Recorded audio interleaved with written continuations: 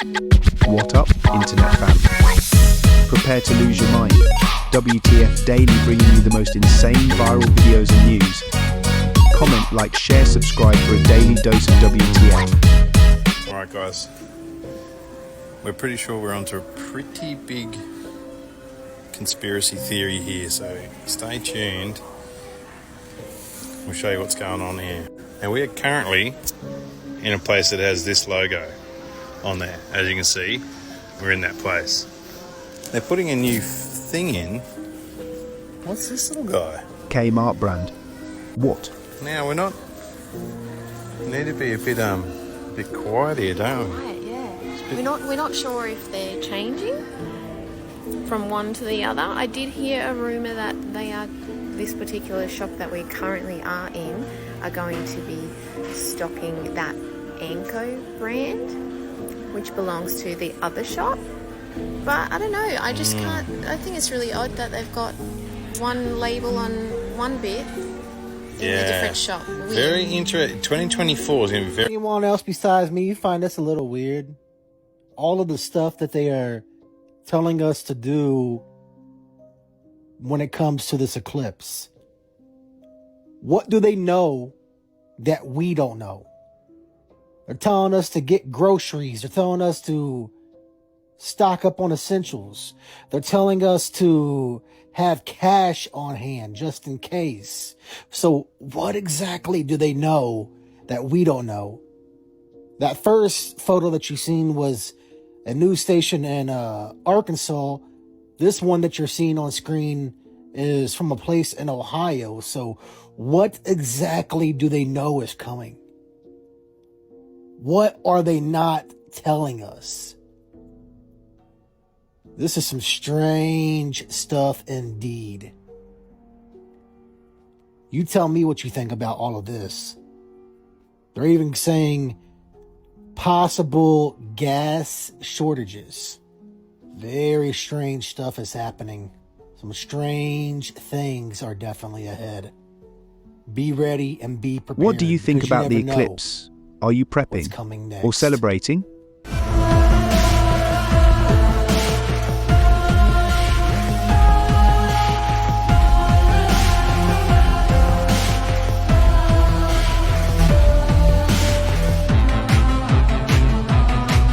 Beyond the ice wall, are those structures real?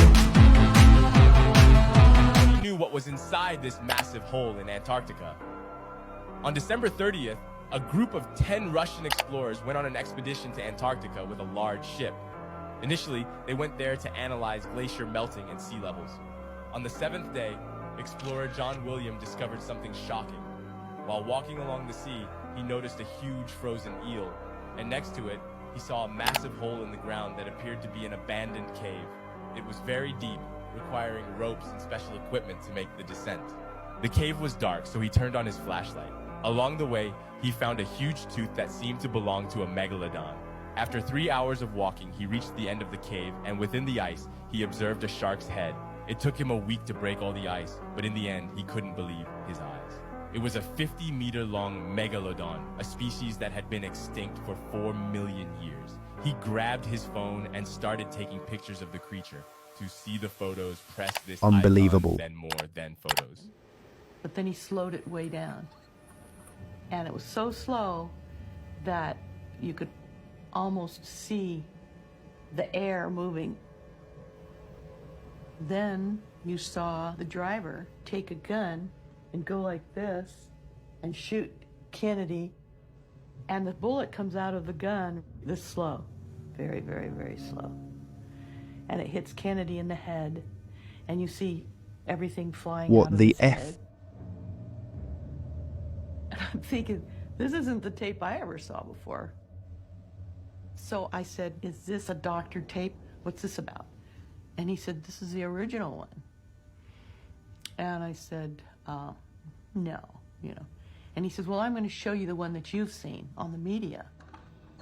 Now, the next tape is your typical one where the driver just keeps driving, never even flinches with the gun. And he stops the tape. And he says, look at the tree. And there's the top of a tree growing in air. And he says, Unbelievable. This is the one that you're seeing on the media, and it's been doctored. He looked very, very intently at me, and he said, nothing is as it appears to be.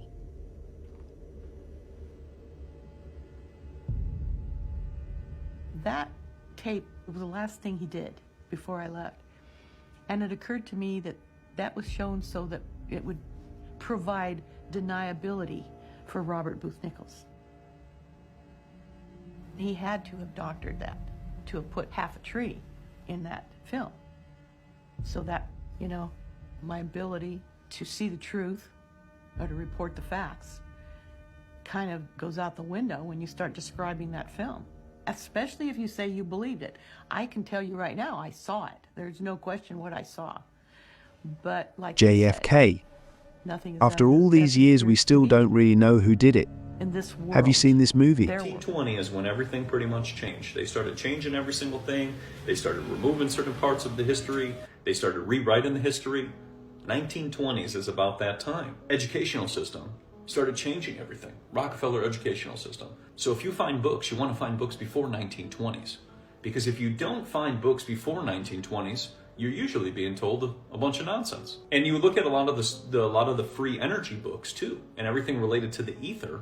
That's before 1920s. The ether was removed from the periodic table after 1908. What the F? Every book you look into, it talks about ether and terrestrial magnetism and all of these things. 1908, that was removed off the periodic table.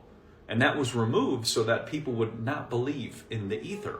They would think it's woo-woo. They would think it's pseudoscience. Those are all terms of the Rockefeller educational system.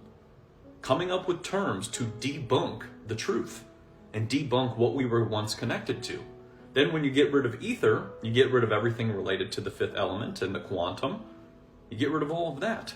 And then you make up a whole new narrative and you remove all that so that when you can't explain something, you just say, I don't know what it is. I know that he did not commit suicide. There's no way.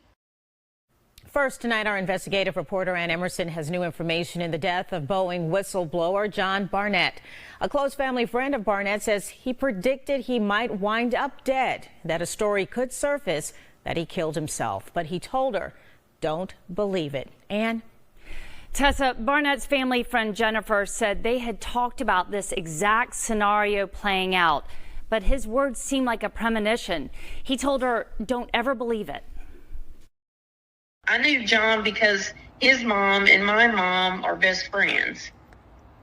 And so over the years, get-togethers, birthdays, celebrations, and, you know, whatnot, we've all got together and talked, and, you know, that's how we really know each other. And when Jennifer needed help one day, Barnett came by to see her. They talked about his upcoming depositions in Charleston. Jennifer knew he filed an extremely damaging complaint against Boeing. He says the aerospace giant retaliated against him when he blew the whistle on unsafe practices. For more than 30 years, Barnett was a quality manager. He'd recently retired and moved back to look after his mom in Louisiana. He wasn't concerned about safety because I asked him, I said, aren't you scared? And he said, and his voice and the way he would talk, no, I ain't scared. He said, but if anything happens to me, it's not suicide. You know, I know that he did not commit suicide. There's no way. He loved life too much. He loved his family too much. He loved his brothers too much to put them through what they're going through right now. And he basically told you not to believe it. Yeah, basically, yeah. Not true. He's got too much to do, likes breathing. And he did. He had a lot of plans of things that he wanted to do. What do you think happened? I think somebody got in there and made, you know, money can buy anything nowadays, it seems like. I think somebody didn't like what he had to say and wanted to shut him up and didn't want it to come back on anyone, so that's why they made it look like a suicide. The last time she saw Barnett, it was at her father's funeral in late February. He was one of the pallbearers. Sometimes family and friends referred to him by his middle name, Mitch. I think everybody is in disbelief and can't believe it. And I told everybody that I don't care what they say, I know that Mitch didn't do that. With all these planes malfunctioning in the news, I wonder what insight he would have. Doesn't mean Interesting, this case is it won't not? move forward. Nah, why is she laughing like that? Stupid. This makes you like really think about who your loved ones are, man. So Sarah Boone and her boyfriend, they decided to go play hide and seek in their house, right? And this is what she told the police. That she and her husband got drunk. They played hide and seek, and somehow she told him it would be a good idea to hide in a suitcase. What the F? So she convinced him to go in the suitcase, and she zipped him up. Now, what happened, the story from the police, they said she got so drunk, she ended up falling asleep upstairs and forgot that he was still in the suitcase. The next day, they found his body suffocated, and he died inside of the suitcase. But this is where it gets crazy. Yeah, wow. Because the police, they checked her phone. Okay. And on her phone tells a different story. What, like she did this on purpose? Bro, this is fucked. If you guys get messed up by disturbing videos, don't watch this right here. So this is the video on her phone of the suitcase and him in the suitcase. Listen. Disturbing footage recovered from the Sarah Boone suitcase incident. Sarah. I remember this video. That's him screaming inside the thing. And he's like, Sarah, get me out, no? Yeah. For everything you've done to me. No. She did it on purpose. Sarah. Nah, why is she laughing like that? Sarah. Stupid. Oh, Yo, she planned that. She's crazy. She wanted to kill him like that. Name. Don't wear it up. Oh, That's nah, that's petty. fucked. That's petty. That's my neighbor. Look, he's saying he can't breathe. That's when you do when you shake me. Unbelievable. There's a new scary Simpsons theory that I see. What is it? And What you is it? know that the Simpsons predict a lot. Yeah. So in The Simpsons, it's a new episode. In 2024, they predicted it. So in season 24, episode 9, Homer Simpson is in a bunker. And he's preparing for like a doomsday thing with Marge. And she's like, they're setting up all the rice, all the beans, because they're like, we don't know how long this is going to take place. Yeah. And then over Springfield, the solar storm happens. Electricity is gone, Wi-Fi is gone. They have to live in that bunker. The scientists have said recently. And they said that we're going to experience a solar storm, aka internet apocalypse. We don't know where it ends, but you know what I mean? We don't know who decides that, right? But they've been saying that the sun has been getting super active, and they've been finding holes, super big holes in the sun that have been causing these these solar storms in different parts of the world. Yeah. This is in 2024, fam, and it's happening right now. Damn, so they predict that shit. We don't know, it hasn't happened yet, but you know how they predict stuff. Because, yo, you heard what happened like recently? Just 10 of the most known billionaires have bought bunkers. Hear about the United States discovering a real-life kushtaka and trying to keep it a secret? No way. Check this out, right? Well-known YouTuber and experienced explorer Luke Nichols from the Outdoor Boys just came across a kushtaka and tried to warn the government, but they don't want him to tell the truth to the world. This happened 2 days ago, fam. So Luke was out on a trip to the southern eastern part of Alaska. He was trekking through the hills and came to a lake and thought it would be a perfect time to stop off and catch some fish for lunch. The air was calm and he began to catch some fresh Alaskan fish. Suddenly the water began to rise and Luke became puzzled but continued to fish. A few moments later, his life changed forever. Suddenly, from the center of the lake, the water started to swirl around and the waves began to crash violently. Luke told his son Jacob to get to shore and hide the honey butter. He turned around to the scariest thing he'd ever faced. He froze in shock. It got closer and closer. He couldn't believe his eyes. It was a kushtaka. He thought they were an urban myth, but he didn't have time to think. He ran at the kushtaka, leaping at it and dragging it underwater. The footage on his GoPro is terrifying. To see the footage, comment Luke Nichols, the King of Alaska, and we will send it via DM. Have you ever heard of What? the everybody is dead theory? All of us are dead? Or everyone? No, everybody is dead theory. I think Have you heard about that? Tell me. So there's a theory, right? Yeah. You know how the world was supposed to end in like 2012? 2012. Everybody was like, oh fuck, we're gonna die, right? Yeah. So there's a theory that we actually all did die in 2012.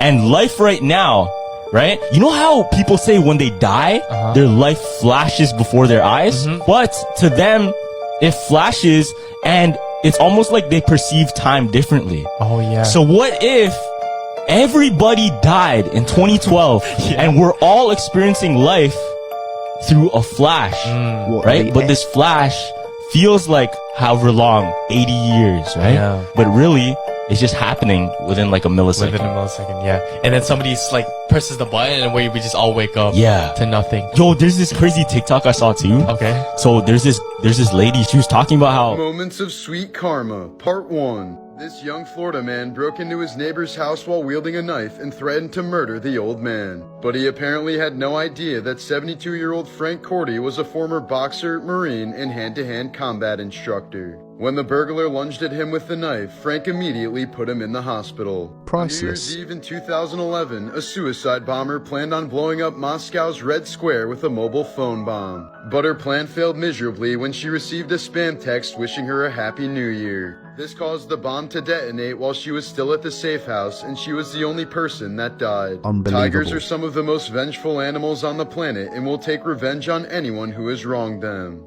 In 1997, a Russian poacher learned this the hard way when he shot a Siberian tiger and left him for dead before stealing part of his meal. The tiger later found the poacher's cabin and waited 12 hours for him to arrive back before tearing him to shreds.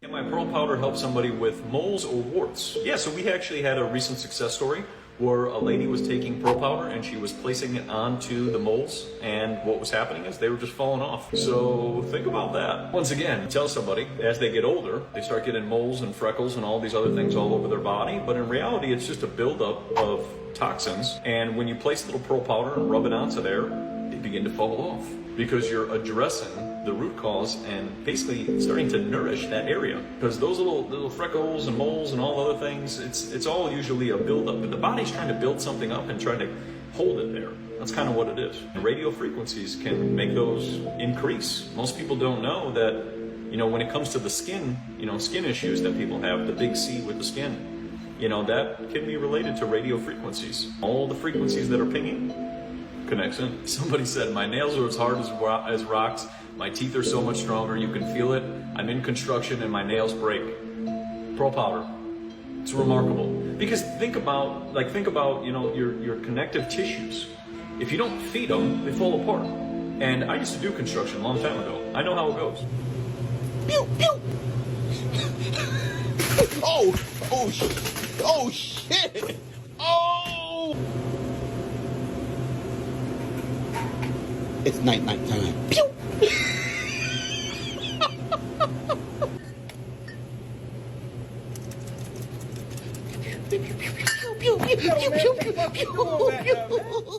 Well, that's it for today, folks. Don't forget, like, share, subscribe, leave a comment with suggestions of what you would like and videos you would like to see. Until next time, fam.